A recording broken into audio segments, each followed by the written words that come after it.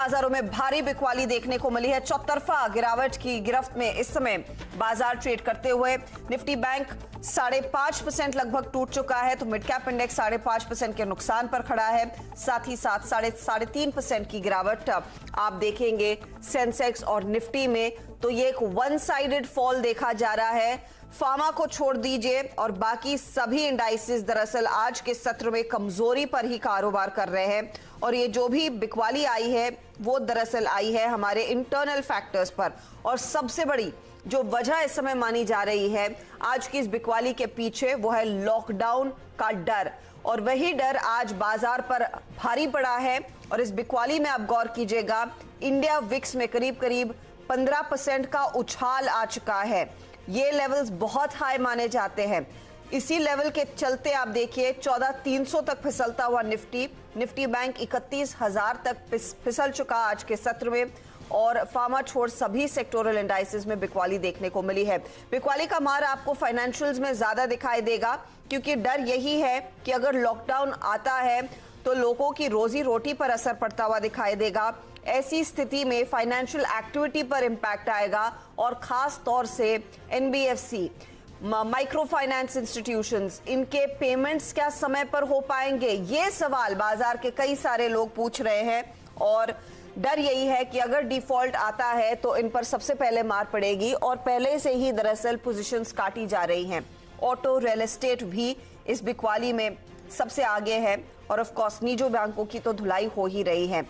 चिंता की वजह महाराष्ट्र है। बाजार में गिरावट जो आई है वो इसी बात को लेकर आई है कि काफी आहट हो रही है कि शायद महाराष्ट्र में जो वीकेंड लॉकडाउन था उसको एक एक्सटेंशन मिले, शायद 14 दिन तक का लॉकडाउन लग सकता है। ज्यादा डिटेल्स निकल कर आएंगे। आज याद रखिएगा, मुख्यमंत्री उद्धव ठाकरे और डिप्टी सीएम अजीत पवार की एक बैठक चल रही है, उसमें कुछ बातचीत होगी इसी मुद्दे पर, और यही फिलहाल डर है जो भारतीय बाजारों पर हावी है। इस पर डिटेल में अपडेट लेंगे हमारे सहयोगी आशीष दीक्षित के साथ। लेकिन पहले मार्केट में जो सेल ऑफ आया है, जो डर आया है, वीरू हमारे साथ जुड़ गए हैं। वीरू, सुबह में आप कह रहे थे कि थोड़ी सी बिकवाली का दबाव आएगा, लेकिन 5.5% के कट का शायद किसी ने अंदाजा नहीं लगाया था। निफ्टी बैंक तो पूरी तरह से बिखरा है, और 14,300 को भी टेस्ट होता हुआ 14,200 का जिक्र आप सुबह में कर रहे थे, उससे दूरी बनाए रखेंगे होपफुली। नहीं हर्षदा, अगर आप देखें, अगर निफ्टी को 650 यानी अपने 50 डेमा के बाद रुकना था तो शायद वो 14,500 पे रुकता। वो हमारा एक सीरीज का इंपॉर्टेंट मार्क था, वो पुट राइटर्स का एक कॉन्फिडेंस था।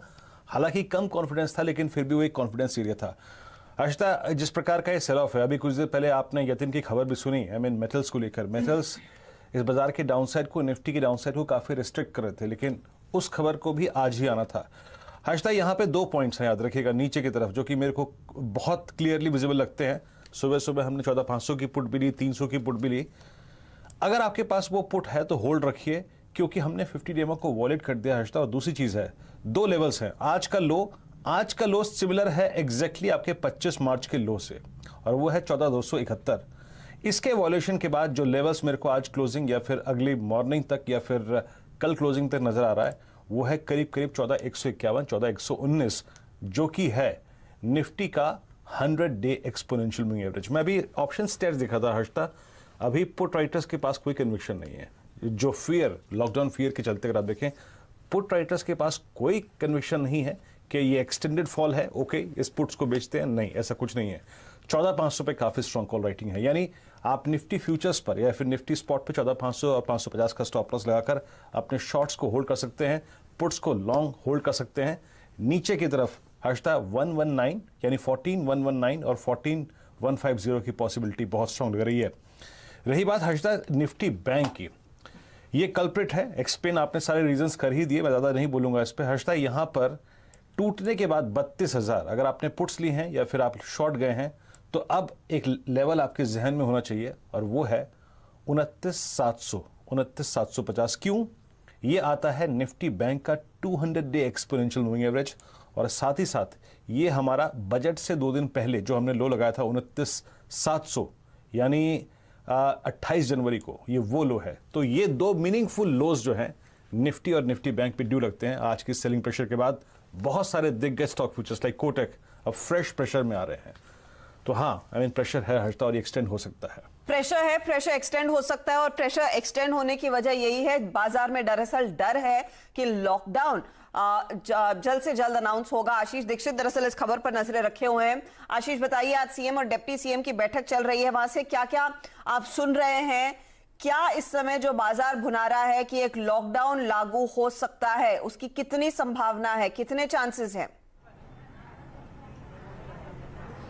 जी हर्षदा, आपको बताना चाहेंगे कि अब लॉकडाउन महाराष्ट्र में लगना ये लगभग तय माना जा रहा है। कल टास्क फोर्स के मेंबर्स के साथ सीएम उद्धव ठाकरे ने मीटिंग की। करीब 2.5 घंटे ये मीटिंग चली, जिसमें ये फैसला लिया गया जो हेल्थ वर्कर्स हैं उन पर काफी ज्यादा प्रेशर आ रहा है, वो खुद कोरोना पॉजिटिव हो रहे हैं। ऐसे में जो टास्क फोर्स की टीम है उनका साफ कहना था कि अगर कोरोना की संख्या को रोकना है, अगर इस चेन को तोड़ना है, तो 2 उपाय हमारे सामने इस समय मौजूद है। एक लॉकडाउन और दूसरा वैक्सीनेशन बढ़ाया जाए। साफ तौर पर उद्धव ठाकरे ये बात लगभग तय मानी जा रही है कि लॉकडाउन महाराष्ट्र में होने वाला है, पर वो कैसा होगा, क्या एसओपीज होंगे, कितने दिन का होगा और कौन कौन से जिलों में होगा, इसे लेकर जो चर्चा है वो अभी फिलहाल उद्धव ठाकरे और डिप्टी सीएम अजीत पवार की चल रही है। और दूसरा जो मुद्दा है वैक्सीनेशन बढ़ाने का, इसको बताने के लिए, इसको समझाने के लिए इस समय हम खड़े हैं मुंबई के नायर अस्पताल में, और कैमरा पर्सन गणेश से कहूंगा कि यहाँ पर लोगों की भीड़ देख सकते हैं। वैक्सीनेशन का ब्रेक लग गया था जब वैक्सीन सेंट्रल गवर्नमेंट से महाराष्ट्र को नहीं मिल रही थी। उसके बाद 2 दिन के बाद फिर एक बार महाराष्ट्र में और खासकर मुंबई में वैक्सीनेशन का प्रोग्राम जो है वो शुरू हुआ है। जो वैक्सीन आई हैं सेंट्रल गवर्नमेंट से महाराष्ट्र को, मुंबई को खासकर, उसे लोगों में उत्साह आप देख सकते हैं। नायर अस्पताल में करीब एक दिन में 800 जो मरीज हैं या जो लोग हैं उन्हें वैक्सीन देने का काम फिलहाल शुरू है। वैक्सीनेशन का जो प्रोसेस है उसे रैंप अप किया गया है जैसे ही वैक्सीन सरकार के हाथ लगी है। लेकिन जो आशीष कह रहे थे कि महाराष्ट्र में एक तौर तरीके का लॉकडाउन लगेगा जरूर, वो आप समझ लीजिए, और शायद वही बाजार इस समय भुना रहा है। वीरू, क्या मार्केट ने वर्स्ट केस में लॉकडाउन इस समय भुना लिया है? क्योंकि आप देखिए आज सुबह का लो ज्यादा टूटा नहीं है, क्या वो फैक्टर इन करके चल रहा है बाजार? एंड अज्यूमिंग कल परसों में लॉकडाउन अनाउंस हो जाता है, फिर क्या वहीं पर बॉटम बना सकता है मार्केट? नहीं हर्षदा, आई थिंक उस चीज के लिए मेरे को 2 चीजों की जरूरत होती है। एक तो पुट राइटर्स, इंस्टीट्यूशनल फिगर्स, और ऐसा कुछ नहीं है, और साथ ही साथ बड़े एवरेजेस को रिविजिट करने की टेंडेंसी। यानी अगर हमने 100 डेमा छू लिया होता, निफ्टी बैंक पे 200 डेमा छू लिया होता, कुछ बाइंग आ रही होती ना। पुल बैक्स है नहीं हर्षदा इस बाजार में, तो मेरे ख्याल से इस होप में लॉन्ग्स को अटेम्प्ट नहीं करना चाहिए। वो बात दूसरी है कि थोड़ी बहुत शॉर्ट कवरिंग आ जाए, थोड़ा शॉर्ट करके अगर आप देखें घबरा गए हैं आप तो आप कवर कर लें, लेकिन एक लॉजिकल बाइंग इस लेवल पे नहीं बनती हर्षदा। थोड़ा सा आप देखिए ना, अब आपकी और मेरी बात करते करते कोटक महिंद्रा बैंक अब पिछले 3 महीने के लोस पे खिसक चुका है, तो बाइंग वो नहीं है, और अभी एवरेजेस को हमने रिविजिट नहीं किया है, और सबसे बड़ी चीज़ है कि पुट राइटर्स नहीं है। तो इस आई थिंक उम्मीद पे काम करना थोड़ा सा लॉन्ग पे हर्षदा गलत होगा। अभी इनफैक्ट कई लोग पूछ भी रहे हैं कि क्या इस समय लॉन्ग की पोजीशंस में आना शुरू करें, तो वीरू साफ कह रहे हैं शॉर्ट कवर करने का शायद आपको मौका मिलेगा, लेकिन इस समय तुरंत तेजी की पोजीशन ना लीजिए। गावा साहब हमारे साथ जुड़ गए, भसीन साहब भी। गावा साहब बताइए, इंडेक्स में अगला पड़ाव क्या लग रहा है? कितनी और गिरावट, और क्या 14,200 तक फिसलने के चांसेस अब ज्यादा बनने लगे हैं? गुड आफ्टरनून हर्षदा, मैं आपको थोड़ा एक लॉन्गर टर्म पर्सपेक्टिव देता हूं। जब मार्केट ने न्यू हाई बनाया था तो मेरा पहला टेक्निकल टारगेट था 13,768, जहां पर टर्न हो सकता था। अगर वहां नहीं होता तो नेक्स्ट टेक्निकल टारगेट था 14,467, और उसके बाद था फाइनली 15,471। बस वहीं से हुआ है 30 पॉइंट डाउन। अगर आप 3rd डिग्री डेसिमल देखें परसेंटेज टर्म पे, तो 3rd डिग्री डेसिमल में परफेक्ट हो गया। यहां पर एक ब्यूटीफुल ज्योमेट्री है, यहां पर मार्केट टॉप आउट हो चुका मेरे हिसाब से on a longer term time frame. उसके बाद जो नेक्स्ट सपोर्ट थे हमारे 14,467 थे, वो भी ब्रीच हो चुके हैं। अब मुझे लगता है फिर एक डाउन मूव शुरू हुआ है, क्योंकि जो पैटर्न बनाया है अपर रीजन्स पर टॉपिंग पैटर्न है, एग्जॉशन पैटर्न है। तो मेरे हिसाब से 13,768 एक फिर पॉसिबिलिटी है, वहां पर जाए तो वहां पर संभल सकता है। अब जो भी मिल रहा है रैली शॉर्ट करनी चाहिए, यहां पर ऐसा लग रहा है क्योंकि जो रैलीज मिल रही है कुछ खपत हो रही है, मतलब उसमें सेलिंग आ रही है, कहीं पर भी स्ट्रेंथ नहीं है इसमें मार्केट में, खाली बढ़ रही है। कोई ट्रेड इंडिविजुअल स्टॉक्स में गाबा साहब आपको दिख रहा है क्या? आपने साफ कह दिया इंडेक्स 13,768 तक फिसल सकता है। स्टॉक स्पेसिफिकली क्या मौके तलाशने चाहिए खरीदने के, या वो भी नहीं है? नहीं, खरीदने नहीं चाहिए, इनफैक्ट बेचने के लिए होना चाहिए। दो स्टॉक्स में मुझे वीक नजर आते हैं। एक तो है आईटीसी, ये 200 का जो जोन है ये ब्रीच होगा, स्टॉप होगा 210 का, पहला टारगेट है 200, फिर और भी लोअर लेवल देखने को मिलेंगे। दूसरा है एलआईसी हाउसिंग फाइनेंस, यहां पर भी वीकनेस, आज जो ब्रेकडाउन हुआ है गैप डाउन हुआ है, पॉसिबल है कि 360 देखने को मिले, और भी लोअर लेवल देखने को मिल सकता है आते दिनों में। स्टॉप होगा 390 का एलआईसी में। तो आईटीसी और एलआईसी में शॉर्टिंग साइड में ध्यान होना चाहिए।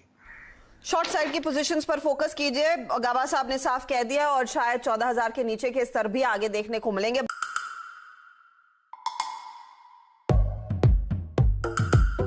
ये है अनुमानन, इन्हें एस्केलेटर में चढ़ना मुश्किल लगता है।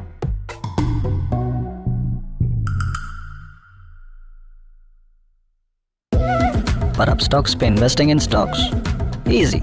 स्टॉक्स बाय या सेल करो सीधे अपने फोन से। अब स्टॉक स्टार्ट करके देखो। Investment in securities market are subject to market risks. Read all the related documents carefully before investing. Wasim साहब को जोड़ लेते हैं। वसीम साहब, आप पिछले हफ्ते तक तो काफी बुलिश थे कि डिप्स पर खरीदना चाहिए, लेकिन आज बाजार में दरअसल घबराहट काफी ज्यादा बढ़ गई है। हमारे सहयोगी कह रहे थे कि किसी ना किसी रूप में एक लॉकडाउन जरूर आएगा, क्योंकि चेन रोकना चाहती है महाराष्ट्र की सरकार, and most importantly medical infrastructure पर काफी प्रेशर आ रहा है। उस प्रेशर को कम करने के लिए लॉकडाउन होगा और किसी चीज के लिए नहीं। ऐसे में क्या अप्रोच रखी जाए, क्या करे ट्रेडर्स इस समय? Good afternoon, Archita. So the real chaos is not here. The real chaos is in Bengal और in हरिद्वार जहाँ कुंभ है, वहां पे है मास स्प्रेडिंग। बॉम्बे में तो ऐसा कुछ नहीं है। और अभी भी मुझे लगता है कि it is a first reaction where the fatality is much lower. Anyway, मैं डॉक्टर नहीं हूँ, ना मैं इस पे सजेशन दे सकता हूँ। मेरे को लगता है ये सारा लॉकडाउन वगैरह जो आना है 2-3 दिन में, ये सास बहू की कहानी जो आपके चीफ मिनिस्टर खेल रहे हैं, ये 2-3 दिन में बंद हो जाएगी। और मुझे लगता है ये सारा कुछ मार्केट ने प्राइस इन करता है। So I think by this weekend, by the 15th, 16th, you will have priced in all negatives. Now, whether you go to 13,700 or 14, these are panic levels. These will not come because of a panic. And the panic is priced in. Look at the headlines. Metals are down 3% because China says we will release fresh reserves of copper and aluminium, which is a very, very bullish sign for low inflation and for autos. So I think if I hear Mr. Rajiv Bajaj, who's a pioneer, he says there is no slowdown. We are in fact looking just for our supply-demand chain to be active. So take it with a pinch of salt. I'd rather rely on Mr. Rajiv Bajaj and his outlook than on the market situation. I have 3 buys here, but again, if you can't digest the volatility, then stay out, but don't sell in this panic. I am suggesting for the next 18 days 3 stocks which you must do a sip, and we'll again go back to these stocks on 30th of April where the levels will be much higher. If you can say, I will start those 3 stocks. जी sir, बोलिए। So first would be unquestionably Mahindra & Mahindra, the largest play, which according to me this year will be in 4 figures. And Mahindra is going to be a smart outperformer, not on the back of the tractor, but the SUVs which are newly launched. Secondly, if we see a fall in metals, then automatically the margins will be 740, 741 mein lijiye. Keep a stop loss of 725, but look for targets of 875 at least. Now these are delivery trades which for the 18 days you must buy every day. Second would be ITC. Unquestionably the largest player now in FMCG, where margins are going to expand. Cigarette volumes will only see an uptick. So at 205, you have a very good chance of making at least a 10% upside. 235 to 240 would be my ultimate target in the next 3 months. Third would be a bank where, again, I think there is a very good opportunity. RBL Bank, 205.7 is its book value. You're getting it first time in 1 year under its at 0.9 time price to book. This is one of the best retail franchises which is growing very rapidly. Cost of money is low because they raise capital and they don't need capital. And I think NPAs are overblown that there will be any pressure. So at 185, 186, buy it. Keep a stop loss 175. Look for targets of 245 to 250. Again, my recommendation: do a sip for the next 18 days, and you'll have priced in all the greed and fear. Okay, तो ये फिलहाल आपके लिए 3 top trades और ये थोड़ा सा अगले 15-20 दिनों की स्ट्रैटेजी आपको भसीन साहब दे रहे हैं कि इस गिरावट में फायदा उठाए, डिप्स पर कुछ शेयर लेने हैं, M&M, ITC और RBL बैंक उनको वैल्यू ट्रेड्स दिखाई दे रहे हैं, जहां पर धीरे धीरे करके आप पोजीशंस बढ़ा सकते हैं। लेकिन जिस खबर से देखिए बाजार में और बिकवाली बढ़ी है वो दरअसल मेटल से जुड़ी हुई है। भसीन साहब कह रहे हैं ग्लास आधा भरा हुआ है, एम्प्टी नहीं है, लेकिन मेटल कंपनियों के लिए तो दबाव बनता दिखाई दे रहा है। दरअसल चीन कॉपर ऑफ एल्यूमिनियम के रिजर्व को बड़े पैमाने पर रिलीज कर सकता है। ज्यादा डिटेल्स यतिन के साथ हम आपके सामने पेश करेंगे। यतिन बताइए क्या कह रहे हैं चाइनीज प्रीमियर इस समय?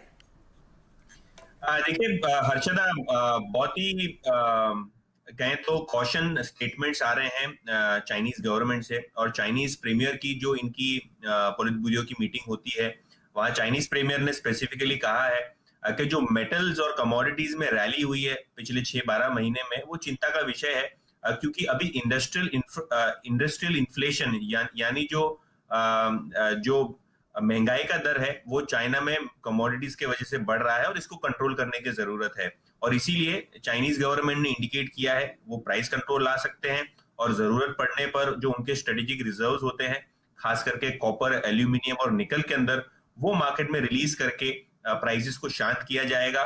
इसके अलावा उन्होंने ये भी कहा है कि जो इंडस्ट्रियल इन्फ्लेशन है वो चाइनीज कंपनीज को इम्पैक्ट कर रहा है, खास करके पिछले 3 महीनों में, और यहाँ ध्यान देने की सरकार को जरूरत है। और इस स्टेटमेंट के बाद हमने ये देखा है कि चाइनीज और एलएमई फ्यूचर्स, खास करके स्टील रीबार और एल्यूमिनियम कॉपर, सभी 2 से 4% नीचे हैं। तो जाहिर सी बात है चाइना गवर्नमेंट की तरफ से बड़ा बयान, और मेटल्स में हमने देखा है कि लगभग डेज लो की ट्रेजेक्टरी में पूरा का पूरा एनएससी का मेटल इंडेक्स दिखाई दे रहा है इन स्टेटमेंट्स के बाद। जी हां, 5% की गिरावट मेटल इंडेक्स में। हिंडाल्को हो, टाटा स्टील हो, वेदांत हो, सब स्टॉक्स की धुलाई हो रही है। 5% का नुकसान दरअसल इन काउंटर्स में देखने को मिला है। लेकिन जैसे भसीन साहब कह रहे थे कि मेटल कंपनियों के लिए नेगेटिव रहेगा, लेकिन ऑटो कंपनियों के लिए एक बड़ी रिलीफ रहेगी, क्योंकि रॉ मटेरियल कॉस्ट उनका मुख्य तौर पर मेटल है और उनको सस्ता माल फिर मिलेगा। तो इस खबर को आप वैसे भी पढ़ सकते हैं। लेकिन आज के सेल ऑफ में ऑटो में कोई तेजी नहीं देखी जा रही है, सिर्फ और सिर्फ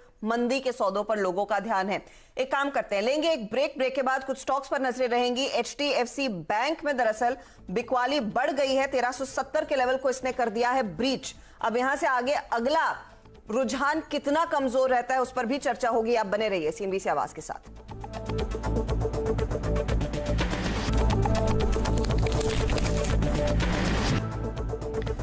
आप देख रहे हैं मिड कैप मंत्र, और देखिए मेटल्स में तो कमजोरी है ही, लेकिन निजी बैंकों में दबाव दरअसल बढ़ता जा रहा है। और HDFC बैंक आपकी स्क्रीन पर लेकर आएंगे, क्योंकि स्टॉक दरअसल इस समय 1370 के नीचे कर रहा है ट्रेड। 200 दिवसीय DMA के नीचे आना खतरे की घंटी जरूर है। गावा साहब, अब अगला पड़ाव क्या रहेगा? 4% तो गया।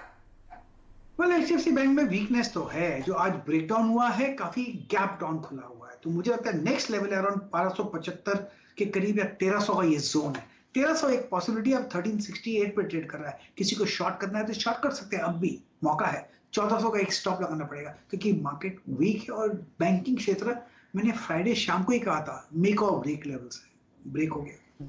ब्रेक तो डेफिनेटली हो रहा है, बुरी तरह से बिखर रहा है। लेकिन इस बीच देखिए फार्मा कंपनियों में डॉक्टर रेड्डी स्टैंड आउट कर रहा है। यहां पर अपडेट यही है कि जो स्पुतनिक वी दवा है उसके उसकी सप्लाई को लेकर जल्द से जल्द दरअसल अप्रूवल आएगा। ये खबर दीपाली ट्रैक कर रही है। दीपाली नंदा हमारे साथ जुड़ गई हैं। दीपाली बताइए, कब तक अप्रूवल आने की गुंजाइश? देखिए, सूत्रों से हमें जो एक्सक्लूसिव जानकारी मिल रही है कि फिलहाल सब्जेक्ट एक्सपर्ट कमेटी की बैठक जारी है और इसमें स्पुतनिक वी की तरफ से जो एफिकेसी डेटा सबमिट कराया गया था drug controller general of India को, उस एफिकेसी डेटा की जांच पड़ताल की जा रही है। उम्मीद की जा रही है कि जल्द ही अगर एफिकेसी डेटा में सहमत रहती है सब्जेक्ट एक्सपर्ट कमेटी, तो अगली जो तीसरी वैक्सीन होगी देश में कोरोना वैक्सीन, वो स्पुतनिक वी ही होगी। क्योंकि हम देख रहे हैं कि सरकार पर भी एक प्रेशर लगातार बढ़ता जा रहा है। कोवैक्सीन और कोविशील्ड जो अभी 2 दवा है, इनकी किल्लत देश में होने लग गई है, क्योंकि दूसरी लहर के तहत लगातार मामले सामने बढ़ते हुए दिखाई दे रहे हैं। ऐसे में कोशिश की जा रही है कि एफिकेसी डेटा जो प्रोवाइड किया गया है स्पुतनिक वी की तरफ से, उसको जल्द से जल्द वेरीफाई किया जाए। और अगर कमेटी इससे सहमत होती है तो हम देखेंगे अगले 1 हफ्ते के अंदर स्पुतनिक वी को मंजूरी मिलती हुई दिखाई देगी drug controller general of India की तरफ से। ओके, तो अगले एक हफ्ते में मंजूरी मिलेगी और स्पुतनिक वी एक और वैक्सीन फिर बाजार में उपलब्ध होगी। यही वजह है कि आज डॉक्टर रेड्डीज इस गिरते बाजार में 3% ऊपर है। ये एक तेजी का ट्रेड साबित हुआ है। चलिए फटाफट आपके लेकर आते हैं खिलाड़ी नंबर 1 का अपडेट। संकल्प हमारे नए खिलाड़ी, इन्होंने 2 ट्रेड्स में अपनी पोजीशन बांध ली है। डीएलएफ में प्रॉफिट बुक कर लिया और साथ ही साथ बजाज फाइनेंस में भी इनकी मंदी की पोजीशन थी, वहां पर भी इन्होंने अपना प्रॉफिट बुक कर लिया है। एक नया ट्रेड जोड़ा है, वो नया ट्रेड आपकी स्क्रीन पर आएगा। एलएनटी में वो कह रहे हैं बिकवाली करके चले, 1291 तक के लेवल्स देखने को मिल सकते हैं एलएनटी के ट्रेड में। ये है इनकी तरफ से नई स्ट्रैटेजी, नया स्टॉक जुड़ता हुआ 1358 स्टॉप लॉस का काम करेगा। दूसरी तरफ कुणाल शाह ने मैरिको में जो बाय कॉल दिया था वहां से अपनी पोजीशन काट ली है, एग्जिट कर लिया है और बंधन बैंक के सेल साइड के ट्रेड में प्रॉफिट भी बुक कर लिया है। तो ये है फिलहाल आपके लिए ताजा अपडेट खिलाड़ी नंबर 1 की ओर से। अब ओवरऑल रिटर्न्स की स्थिति कौन कहां पहुंचा है वो भी आपकी स्क्रीन पर फटाफट लेकर आएंगे। देखिए आज के दिन मंदी के सौदों पर फोकस हमारे जानकारों का था और तेजी के ट्रेड्स जो प्रदीप ने अपने पोर्टफोलियो में डाले उनका ज्यादा फायदा नहीं मिला। तो संकल्प चतुर्वेदी 4.72% के रिटर्न्स के साथ आगे चल रहे हैं और दूसरे स्थान पर अब 4.46% के रिटर्न्स के साथ कुणाल शाह हो गए हैं। आगे के डेवलपमेंट्स पर आप बने रहिएगा सीएनबीसी आवाज के साथ, आपको हम तमाम चेंजेस बताएंगे जरूर। चलिए वक्त हो रहा है एक ब्रेक का। ब्रेक के बाद आपके लेकर आएंगे नो योर कंपनी और मार्केट के एक्शन पर तो नजरें बनी ही रहेंगी। 1764 अंकों की गिरावट पर इस समय निफ्टी बैंक को छोड़ जाएंगे और 520 अंक नीचे इस समय है Nifty. Alice Blue brings to you industry's first two-sided referral program. You and your referred friend are going to love it. So what is it? With every successful referral, you get a 10% cashback on your brokerage for a full 30 days. You also get a 10% lifelong commission on the brokerage from your referred friend. Upon a successful second referral, we top up your 10% commission on brokerage to another 30 days. So you enjoy the 10% cashback for a full period of 60 days. Guess what? With every successful referral, we top up your 10% cashback on brokerage by 30 days. And don't forget, you are eligible for a 10% lifelong commission from the brokerage of your every referred friend. Isn't that great? So, what is the two-sided part in this? Here it is. Your referred friend is also eligible for a 10% cashback on his brokerage for 30 days. This two-sided referral program is raining money. So start referring today and build a stream of lifelong income.